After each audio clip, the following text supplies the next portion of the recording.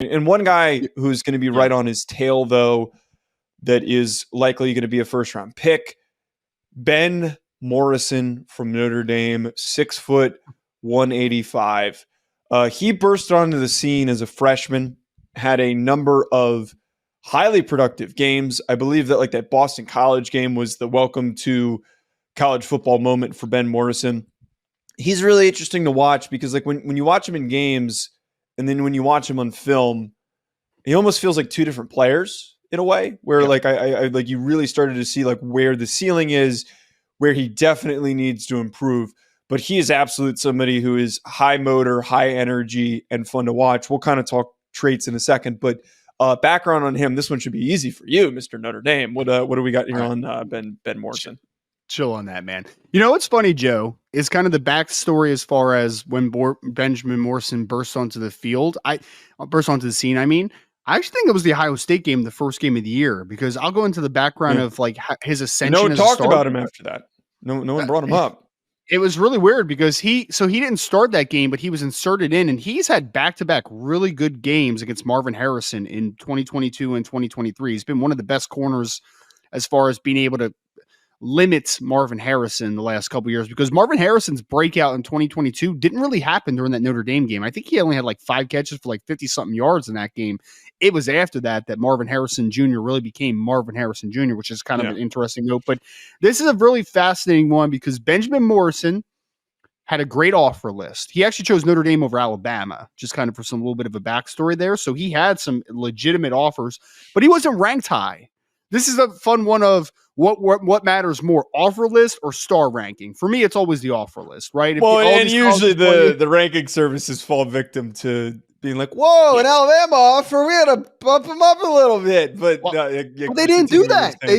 But Joe, they didn't do that. He was ranked on the On3 industry ranking because again, this takes into account all the 4 major platforms: On3, ESPN, Rivals, 247 Sports, all entrenched into this ranking. He was ranked as a 4-star, but he was ranked as number 342 player, number 37 corner in his class, man. So he was a borderline top 400 player in his class according to the On3 industry ranking. And there was a platform, On3 actually, funny enough, ranked him as a 3-star player coming out of Brophy Prep in the state of Arizona. So originally he was from Washington, ended his high school career in the state of Arizona at Brophy Prep, came to Notre Dame, obviously, chose him over Alabama. Just very interesting, though, because he was actually, Joe, the reason that he wasn't starting game 1 against Ohio State his freshman year was because he wasn't an early enrollee. He didn't get to Notre Dame until his summer, but was to that summer before, but he was so good that he was in the 2 deep to begin the year. And then after that Ohio State game, it was pretty much, you're the starter, dude. Like you just are. So he ends up leading the team in interceptions that year. I think he had like 6 interceptions as a freshman, if I remember correctly, was a freshman All-American. This past year, his interception number went down. I think he only had like 2 interceptions this past year. Because they stopped throwing at him. Exactly. They stopped throwing at him. And then lo and behold, Xavier Watts, the safety, which we'll talk about this season, had like 7 interceptions because they were like, I'm not going to throw it that kid Cam Hart or that kid Benjamin Morrison anymore. I'm going to try to attack the middle of the field. And it ended up that Xavier Watts is a pretty good player himself. So he was the benefactor of not wanting to throw at number 20. So this is a really fascinating player, though, because again, not highly ranked, highly recruited, but not highly ranked, ends up freshman All-American, was very good again this past year. He has been dealing, just kind of a quick note before we get into strengths and weaknesses and all that conversation.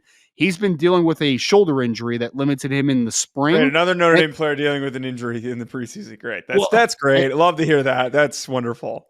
He's expected back to begin the year, but there has not been a cemented timeline for a return for Benjamin Morrison. So again, they're expecting him back for game 1 against Texas A&M. I expect him to be back sometime this late summer, if not early in the fall. But he is a player that is dealing with a shoulder injury. Who's going to start opposite of him? Who's supposed to start opposite of him this year? Christian Gray, who's a sophomore, who they're expecting to be a dynamic dude. Cool. Was a former top 100 recruit out of DeSmet Jesuit in the 2023 class. So they expect him to be very good. And then Jaden Mickey, who's a 3rd-year player, is going to be playing a lot as well. So to get back to Morrison, though, listed at 185, looks kind of leaner than that. I think that the weight is something that certainly stands out when you watch him, where he definitely needs to get like a little bit thicker.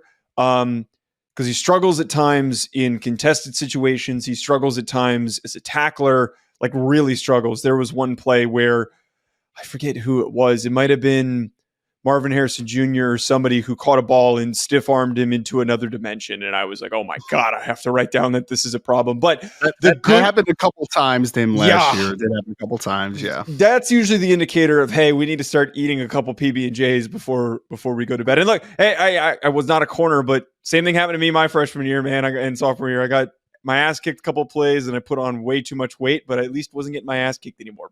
Besides the point.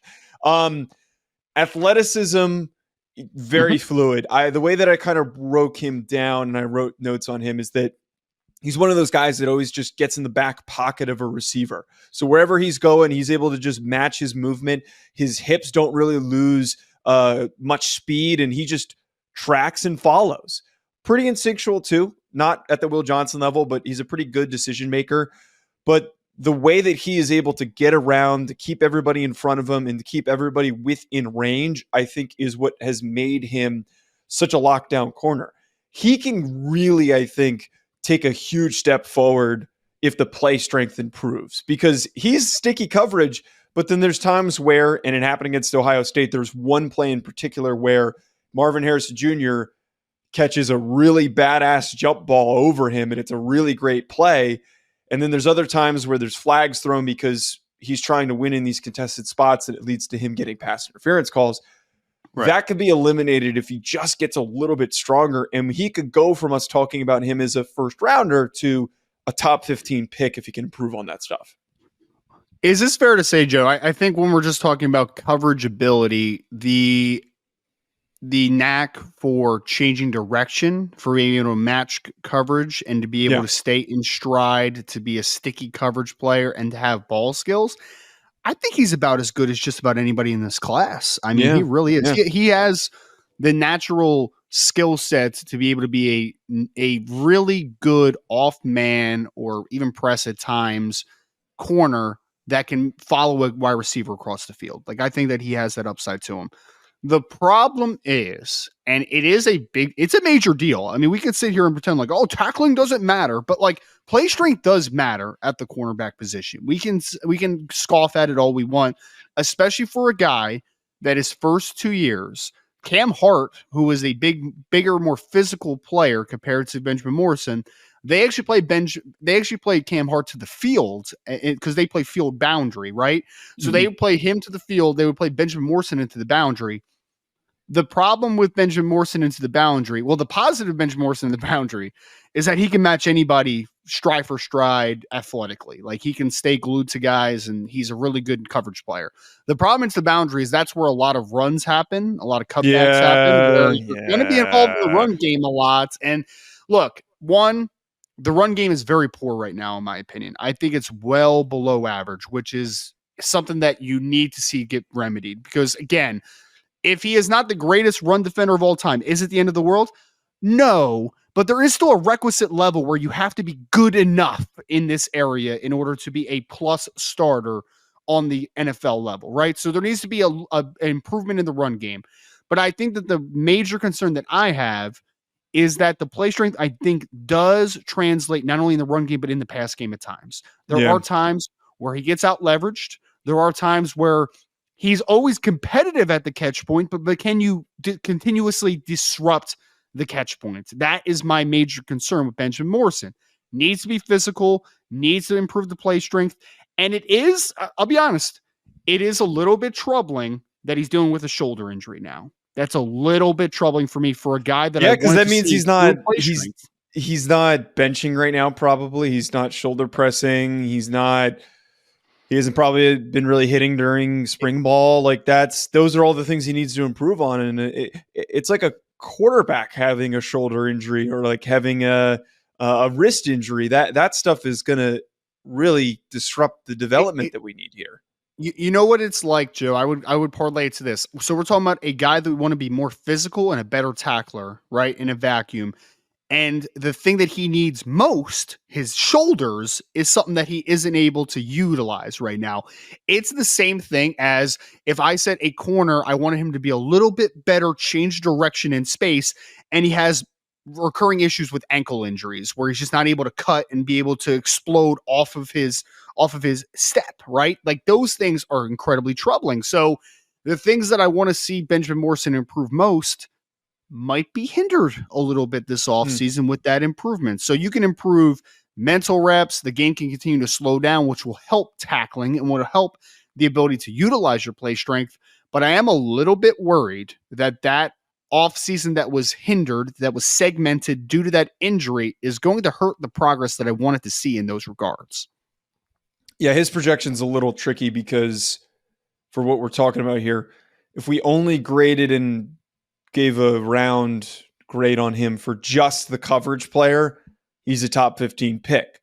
But because of how bad he is in the run game and how much of a problem that is, and the play strength does translate to certain situations, and now what we're talking about on his availability, that's what bumps him down to me for like a late first, early second at this current moment. Yeah. So I have, again, this is in a vacuum. This is just a raw film grade. There's no positional value that's pushed into this. I have him as about as early of a second round pick as you could possibly have. So I have him an early 2, which again, right now, Joe, I would say this, right? Again, there's a lot of guys to go through, but Benjamin Morrison with a early second round grade from me is rated as my 13th overall player in this class. So he's probably a first round pick right now, is kind of what I'm saying, right? Yeah. But if we're talking about raw grades, I think this is more of a borderline first round, early second round grade, which was what I gave him. He could be much better. There's no doubt about it. But the fact that we're talking about play strength, the fact that we're talking about physicality, and them also coming off of a shoulder injury, that's where this does become a little bit of a murky evaluation. So if he's able to come back healthy, just able to add a little bit of play strength, I think this kid's a bona fide first round player. It's just that there is stuff to monitor early in the season. Like if Will Johnson didn't play a single down this year for Michigan, right? For whatever reason, he opted out, like the 2020 COVID year was like, I don't feel like playing this year. He's a first round pick. He's a top 15 pick. He's a top 10 pick probably. Benjamin Morrison isn't that right now. I think that he's going to be in most first round mock drafts, but I do think there is some legitimate improvement that he needs to show in 2024 to cement himself as a first round pick. At Joe DeLeon, at Rise and Draft. Folks, thanks for tuning in. Hit the subscribe button, hit the like button, drop a comment, and we will talk to you later. BetOnline remains your top spot for all of your live betting action and contests. NFL, college football, UFC, NHL are all in full swing. BetOnline is your number one source for wagering news, odds, trends, and predictions with both desktop and mobile access at any time. Head to BetOnline today and use promo code BELIEVE, that's BLEAV, for 50% off your first deposit. That is a 50% welcome bonus. BetOnline, where the game starts.